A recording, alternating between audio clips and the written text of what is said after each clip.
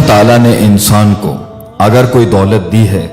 جس کی کوئی قیمت نہیں ہے، جس کی انسان قدر بھی نہیں کرتا، وہ ہے ایمان کی دولت۔ وہ دولت، وہ ایمان جس سے انسان اللہ کی معرفت حاصل کرتا ہے، اس کو جانتا ہے، اس کے ناموں کو پہچانتا ہے اور اس کے افعال کو، کیا وہ کام کرتا ہے صبح سے شام، انسان کی پوری زندگی کے اندر اگر اس کو اس چیز کا آئیڈیا ہو جائے، یہ بہت بڑی دولت ہے۔ پھر نبی صلی اللہ علیہ وسلم سے پیار، پھر فرشتوں سے معرفت، پھر جنت جہنم سے معرفت، آخرت کا کانسیپٹ، پرپز آف لائف، زندگی کا وجود، کس سے دوستی اور کس سے دشمنی، ابلیس کی معرفت کہ ابلیس کون ہے اور آدم علیہ السلام کے ساتھ اس کی کیا دشمنی تھی، قرآن کیا ہے، حدیث کیا ہے، اس زندگی کا منشور کیا ہے۔ اللہ تعالیٰ نے انسان کو اگر کوئی ایسی دولت دی ہے جس پہ اللہ تعالیٰ کہتا ہے فقط اوتیا خیرن کثیرا، تو وہ یہ دین کی معرفت ہے، وہ دین کی ہدایت۔ اور ایک جگہ پہ تو اللہ کے نبی صلی اللہ علیہ وسلم نے فرمایا من یرید اللہ بہ خیرا یفقہہ فی الدین۔ اللہ تعالیٰ اگر کسی کے ساتھ بھلائی کا ارادہ کرتا ہے تو کیا کرتا ہے؟ یفقہہ فی الدین، اسے دین کی سمجھ دیتا ہے۔ اللہ تعالیٰ قرآن میں کہاں نہیں کہتے لا یستوی الذین یعلمون والذین لا یعلمون۔ وہ جو جانتا ہے، وہ جو معرفت رکھتا ہے، وہ جو سمجھتا ہے، جس میں اترا ہوا ہے، وہ برابر نہیں ہو سکتا اس کے جو جاہل ہے، جو جانتا ہی نہیں، جو ناآشنا ہے، جو غافل ہے، جو نیندوں میں اور غفلتوں میں سو رہا ہے۔ اسی طریقے سے یہ علم ہے، یہ ایمان ہے، یہ عمل ہے، یہ دنیا کی سب سے بڑی دولت ہے۔ لیکن اگر انسان اپنے ایمان کا خیال نہ رکھے اور اس کی پرواہ نہ کرے اور اس کو ڈھیلا چھوڑ دے، اپنی زندگی کو ہلکا لے لے یا اپنی ایمان والی زندگی پر کمپرومائز کر لے، تو انسان کا ایمان بجھتے بجھتے بجھتے معصومیت کی وہ آواز، فطرت کی وہ آواز اور فطرت سلیمہ اور عقل سلیمہ کی وہ آواز اور رحمت جو اللہ نے انسان کے دل میں ایمان کی شکل میں اتاری تھی، وہ اس کے سینے سے، اس کی زندگی سے بجھتے بجھتے اسے نفاق اور کہاں کن وادیوں میں لے کے جاتی ہے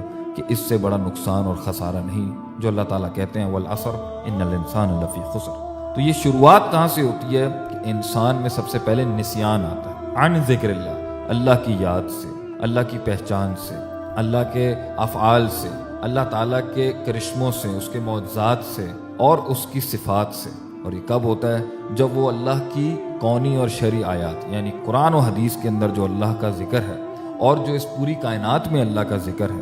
اور جتنے بھی مفعولات ہیں جس میں اللہ کا ذکر ہے، کیونکہ اللہ تو اپنے فعل کا فاعل ہے، مگر اگر اللہ کے کام، اللہ کے معجزے، اللہ کے کرشمے اور اللہ کی ذات کا کمال دیکھنا ہو تو اللہ کے کاموں میں دیکھیں۔ اگر آپ نے اس کا رحم دیکھنا ہے تو اس کی رحمت دیکھیں، رحمان سمجھ میں آ جائے گا۔ اگر آپ عادل کو سمجھنا چاہتے ہیں تو اس کی عدالتوں کو دیکھیں، اس کے احتسابات کو دیکھیں وہ کیسے محاسبہ کرتا ہے لوگوں کا اور کیسے بخشتا ہے لوگوں کو اور کیسے انجام تک پہنچاتا ہے۔ اس لیے مفعول کو ہی جان کے جو اللہ کے کام ہیں، جو اس نے کیے ہیں اور کرتا آیا ہے اور کر رہا ہے اور ہمیشہ کرے گا، اس سے فاعل کی معرفت ہوتی ہے، اللہ کی معرفت ہو جائے گی۔ انسان جب اللہ کے قرآن کے اندر اور اللہ کے نبی کی حدیث کے اندر سے اپنا ذہن ہٹاتا ہے، نسیان میں جاتا ہے، تو اس کے سینے کے اندر ایک ویکیوم کریٹ ہوگا جدھر اس کا علم بجھنا شروع ہو جائے گا، ایمان دبنا شروع ہو جائے گا، ایمان گھٹنا شروع ہو جائے گا۔ اور یہ دوسرا نسیان بن جاتا ہے کہ اگر انسان اللہ کی مخلوق میں غور و فکر چھوڑ دے، افلا ينظرون الى الابل كيف خلقت والى السماء كيف رفعت والى الجبال كيف نصبت والى الارض كيف سطحت۔ آسمان، زمین، اونٹ، مکھی، مچھر، اللہ تو کن چیزوں کا ذکر نہیں کرتا کہ دیکھو ان کو، غور سے دیکھو۔ لیکن جب یہ نسیان بڑھتا جاتا ہے تو یہ انسان میں دوسری بیماری، دوسرا سٹیشن لے کے آتا ہے اس کے ایمان کا، وہ ہے استوحش من اللہ۔ وہ اللہ سے وحشت دلاتا ہے انسان کو، اللہ والوں سے وحشت دلاتا ہے، اللہ کی باتوں سے وحشت دلاتا ہے، اللہ کے ذکر سے وحشت دلاتا ہے، اور انسان کا دل کرتا ہے میں بھاگ جاؤں، جب بھی دین کی باتوں میں بھاگ جاؤں، مالک کا ذکر ہو میں بھاگ جاؤں، قبر کا ذکر ہو میں بھاگ جاؤں، میں دور ہو جاؤں، مجھے اس کی طرف کوئی ترغیب نہیں ہو رہی، میرا دل نہیں مانتا ان کو سننے کا۔ اور یہ آہستہ آہستہ بڑے دین والے اور جو دین کی طرف کوشش کر رہے ہیں، سب کے ساتھ یہ ایسا ہوتا ہے، ہم اور آپ سبھی اس کا شکار ہو جاتے ہیں اور انسان میں یہ وحشت پیدا ہوتی ہے۔ And at the same time اسی لمحے اور انہی اوقات اور انہی لحظات اور انہی دنوں اور انہی ایام میں رغبت الی دنیا بھی شروع ہو جاتی ہے کہ انسان کو دنیا سے رغبت ہو جاتی ہے، اسے دنیا کی وہ چیزیں جو اللہ سے دور کرتی تھیں اس میں اس کا دل لگنا شروع ہو جائے گا، اسے محبت ہونا شروع ہو جائے گی، اسے ان کی طرف ایک دلی کشش محسوس ہوگی، غلط کاموں سے، وقت کو ضائع کرنے سے، فضول چیزوں کے اندر، لغو لہو کھیل کود تماشوں کے اندر، اور وہ اپنی زندگی کو ایک لائٹلی لینا شروع کرتے ہیں۔ اور آج دیکھیں جو انسان بھی اپنے آپ کو برباد کر رہا ہے، جو انسان بھی خودکشیاں کر رہا ہے، جو انسان بھی شراب پی رہا ہے، جو انسان جھگڑے کر رہا ہے، گھر توڑ رہا ہے، رشتے توڑ رہا ہے، سب کو تنگ کر رہا ہے اور ذمہ داریاں نہیں سنبھال رہا، وہ ایک طریقے سے اپنی زندگی کو ہلکا، اس کی کوئی قدر و قیمت نہ رکھنا اور اس کا کوئی خیال لحاظ نہیں کرنا کہ اللہ کی نعمت تھی، اس کو سنبھال کے اس کا ایک دن حساب دینا ہے، انسان اپنے آپ کو وہاں پر ادنا اور بہت ہلکا لے لیتا ہے، جس کی وجہ سے انسان اس سٹیج میں آتا ہے۔ یہاں سے آگے بڑھتا ہے اور پھر گناہوں کا سلسلہ مزید شروع ہوتا ہے، اور صغیرہ گناہ کنسسٹنٹلی اور مستقل مزاجی سے ہونا شروع ہو جاتے ہیں، اس حد تک کہ صغیرہ کبیرہ بن جاتے ہیں اور کبیرہ بھی مستقل مزاجی میں چلا جاتے ہیں، اور انسان میں اس سٹیج پر غفلت ہی غفلت آنا شروع ہو جاتی ہے، وہ بھولنا شروع ہو جاتا ہے، ایسی نیند کہ جو آنکھیں بھی کھلی ہوں تو حق نہیں دکھائی دیتا، اور اس کے بعد اس میں آخرت کا نسیان شروع ہو جاتا ہے، اسے آخرت یاد نہیں رہتی، اسے اللہ یاد نہیں رہتا، اسے یہ نہیں پتا جہنم کیا ہوتی ہے، جنت کی امید نہیں ہوتی، جہنم کا ڈر نہیں ہوتا، قبر کے سوالوں کا خوف نہیں ہوتا، اور روز محشر اور ایک دن جو ہم نے اللہ کے سامنے آتا ہے وہ اس نسیان میں چلا جاتا ہے۔ اور آگے کیا ہوتا ہے؟ وَتْمَأَنُّ بِهَا، اس میں ایک طمانینت آ جاتی ہے، ایک اطمینان آ جاتا ہے دنیا کے اوپر۔ یہ دنیا جو فانی ہے، جس میں خوف ہے، غم ہے، دھوکے ہیں، بے وفائیاں ہیں، اور اس کے اندر کامیابیاں بھی ہیں، مگر اگر وہ عقیدے اور نظریے کے ساتھ ہو، ورنہ تو ایک قانون کے مطابق آپ جتنا کھائیں گے، جتنا کنزیوم کریں گے، وہ آپ کو اس کے اندر سے آپ کو سکون دینے والا وہ مادہ ہی ختم ہو جائے گا۔ لیکن انسان کا پھر دل لگنا شروع ہو جاتا ہے۔ وَتْمَأَنُّ بِهَا، سورہ یونس میں اللہ فرماتے ہیں کہ اس کا دل میں اطمینان آنا شروع ہو جاتا ہے، وہ اس کے اوپر ٹھہرنا شروع ہو جاتا ہے، اور وہ دنیا کی چیزوں پر راضی ہونا شروع ہو جاتا ہے، اور پھر اس کے بعد اس کے پاس وہ باطل دلائل ڈھونڈنا شروع کرتا ہے تاکہ وہ حق سے بھاگ سکے، اور اپنے اندر دلائل ڈھونڈ رہا ہوتا ہے کہ نہیں، ایمان کی زندگی کے اندر یہ مسائل ہیں، ایمان میں یہ سختیاں ہیں، ایمان کے رستے میں یہ نہیں ملتا، ایمان کے رستے میں کوئی مزہ نہیں ہے، ایمان کے رستے میں کوئی سکون نہیں ہے،